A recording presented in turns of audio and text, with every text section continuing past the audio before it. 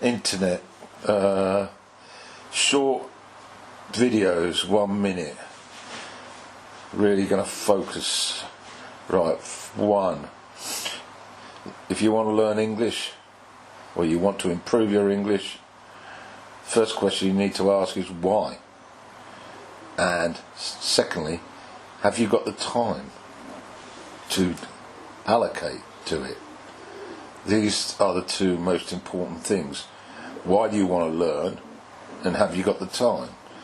If the answer to those two questions are important in your life, then you need to work out a plan. So when we consider a plan for our English improvement, firstly we need to look at the 4 skills. And to improve English, usually it requires an improvement in all 4 skills. So you need to look specifically at each skill: speaking, listening, writing and reading, and allocate time for them on a daily basis. Yes, a daily basis. Okay, you may well only be able to give time to one each day, but the important thing is that you are doing it on a daily basis.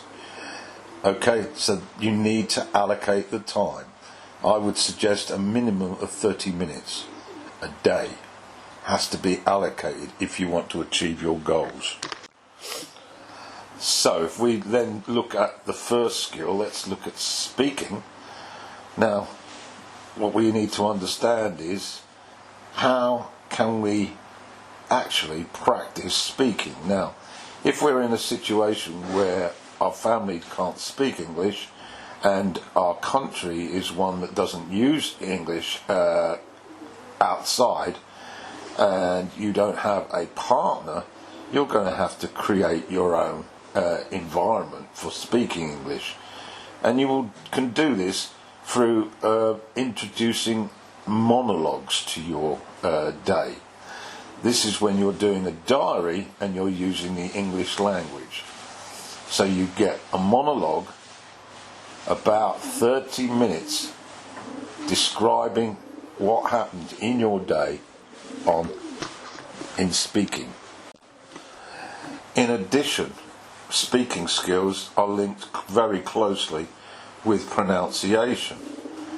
So this will involve reading, and what I advise is that you do a monologue of approximately a 2-minute reading of a text, and preferably choose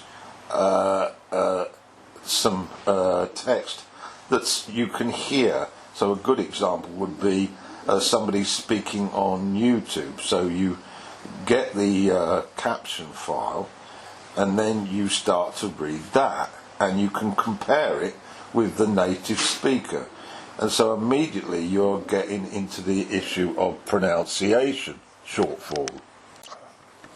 Now once you've compared, you'll be able to see where you're falling short, and then you need to tackle various issues of language acquisition with regard to pronunciation skills. You may need to learn about these things that are happening in natural speech: reducing speech, using contractions, using linking to link words together, or counting the syllables correctly, or adding stress to the words correctly, or doing focus on particular words for emphasis. All these speaking skills need to be acquired to improve your pronunciation skills. In addition to the actual function of the language, you need to also consider the amount of vocabulary that you're using, because the vocabulary will improve the quality of your speaking. So what we need here is for you to focus on something that you are passionately involved in, that you like, a lot. It might be watching football, it might be watching movies, it might be listening to music. So you need to tackle the vocabulary for the particular thing that you have a great passion for. So taking this vocabulary example further, say you like music and you like listening to music, and of course we're talking about in the English language. You then need to focus on the vocabulary connected with music, the music instruments, the musical genres, the verbs that we use to describe the playing of the instruments or the singing, the adjectives that describe the quality of the playing or the quality of the singing. This will enhance your vocabulary. Having acquired the vocabulary and then having acquired the skills in pronunciation, your next task would be to conduct a monologue. For example, you could review a music CD if you're interested in music, and you will be combining the vocabulary with the correct pronunciation. Now, you can get reviews off the internet and copy them through a monologue. That will assist you in the pronunciation. And then the magic is then to use the vocabulary to monologue your own work. If we consider listening skills, which is vital in a dialogue, there are numerous examples, numerous things available to enhance that.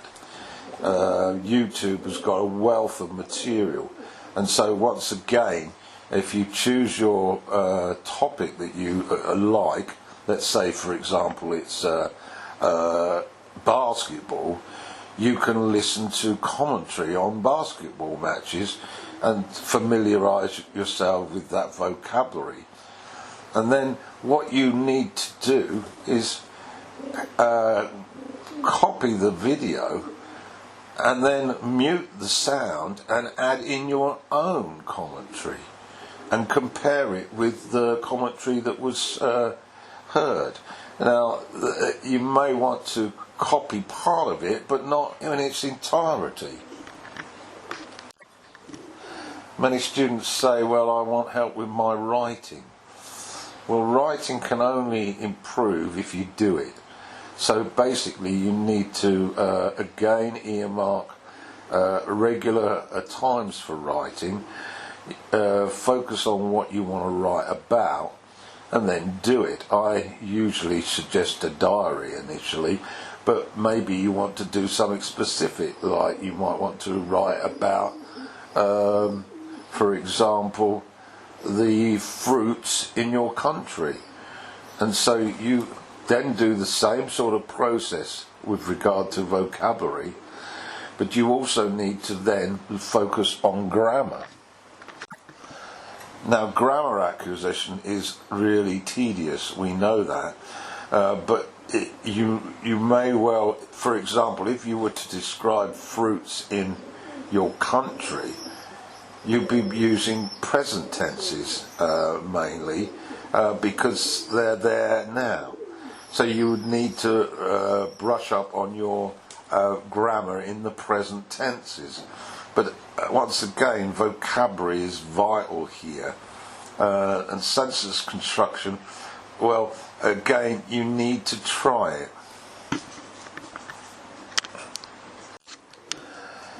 So we come back to reading. Well, for reading practice, I think it needs to be linked with pronunciation, so you're reading aloud. But of course, reading is usually a silent task, and so you basically must decide on a format. If you want to do a book, then get a book on PDF file and read it. But to test your understanding of the reading, I suggest that you précis each chapter to assess your level of understanding, and it also disciplines you to do it on a regular basis.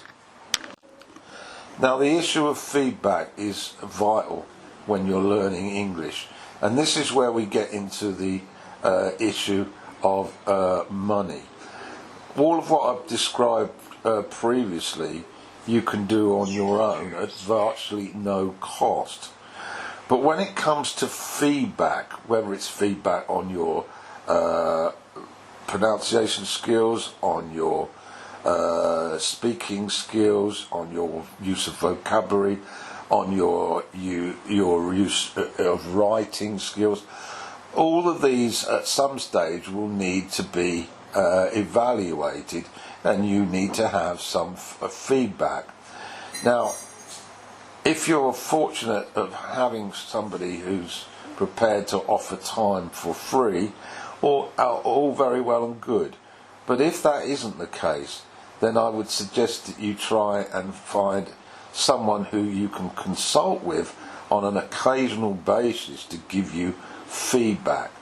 And you should be able to arrange a decent sort of rate to pay them, given the fact that you're not going to be sitting down for an hour or every day or every week and taking up too much of their time. You're basically providing them with the information, the material, the audio, the written, and asking them in their own time to evaluate it. So they might well need, say, 15 minutes to evaluate an audio of your reading. They may need the same amount of time to evaluate an audio of your day for speaking practice in monologue. But this is not a great amount of time that the advisor needs to offer to you. One of the big problems for teachers whose students want them there for, like they would if they were in a classroom, is that the time that the teacher allocates is very important to them, and that's why the charges appear to be very high. But if you were doing a 15 minutes here and 15 minutes there, you might need sort of 4 consultancies in a week. Sorry, 4 consultancies in a month, and it might amount to an hour. And then it would be quite reasonable for you to pay $10 for that 1 hour of feedback, possibly a bit more. But it's not an extraordinary high amount of money. It's not a large amount of money. And this is the way you need to be focusing on negotiating a fair price for a limited amount of time.